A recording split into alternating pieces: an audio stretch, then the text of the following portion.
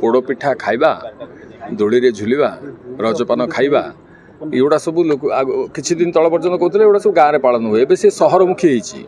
सहर मध्य सामान कथा हो तेबे ता सागर आउ गोटे कथा अनेक वर्ष होगा जोड़ी जे रजरे सिनेमा देखा ओडिया सिनेमा देखा तो जो मैंने ओडिया सिनेमा को भल पाती निश्चित रजरे आसवे रहा डायरी कथा ये सिनेमा कथा ये सिनेमा आदिलक्ष्मी एंटरटेनमेंट बैनर रे होचे सिनेमा अर्धेन्दुर फिल्म एवं ए सिनेमा रे निर्देशक बहुत भल निर्देशक ओडिया अनेक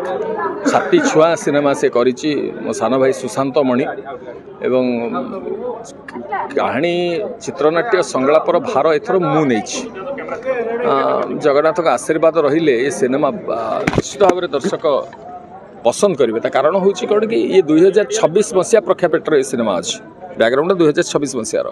एते आप कौन से संगलाप पाइबेनि जोटा कि लगे आपको पुराणा कथा किसी कहुच्छी एबे जहाँ चली तारी उपर सिनेमा किंतु संपूर्ण व्यावसायिक सिनेमा ये जोटा रज बजार में जमी सिनेमा देखा दर्शक मैंने पसंद करते गत किछि दिन धरी आपण माने देखुथिबे धन्यवाद देबी आपण मान को सबू जेतिक मीडिया भाई भौणी अच्छे आपण मान जोगु ये कथाटी दर्शक पाखे पहुँचिकी बर्तमान गोटे अद्भुत विप्लव ओडिया सिनेमा पर आरंभ होती जोटा कि सफल होती किछि दिन धरिकी आपड़ देखुथे से मुरबी हो से आफा हो से बिंदुसागर हो से कांगुला हो बा मंत्रमुग्ध हो जो सिनेमा गुड़िक आसी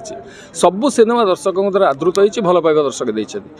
एवं जो सिनेमा सब आसब रजको मु सबू सिनेमा गोटे कथा कहबी जे दर्शक ईश्वर आपड़ आसबे आपड़ देखिए निश्चित भाव में आपको पसंद आसो कहीं ये जो युवपीढ़ी बर्तमान आसने आउ सी कॉपी पेस्ट फॉर्मेट बाहरी जाइछन्ति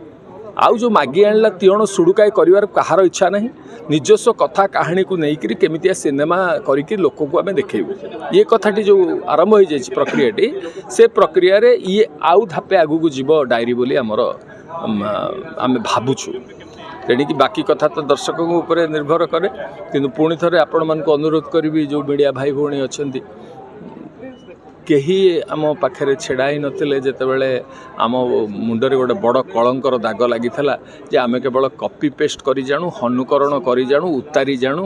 निजस्व कथा किसी ना बोली आम कहला से मो ओडिशार यही मीडिया भाई भौणी मैंने छेड़ाई एबे आपण कांधरे आउ गोटे दायित्व आम कथा कहानी केवल ओडिया रे होउछि आम कथारे होउछि आम माटी को नहीं होउछि ए कथा दर्शक पाखे पहुँचवा दायित्व आपणकर।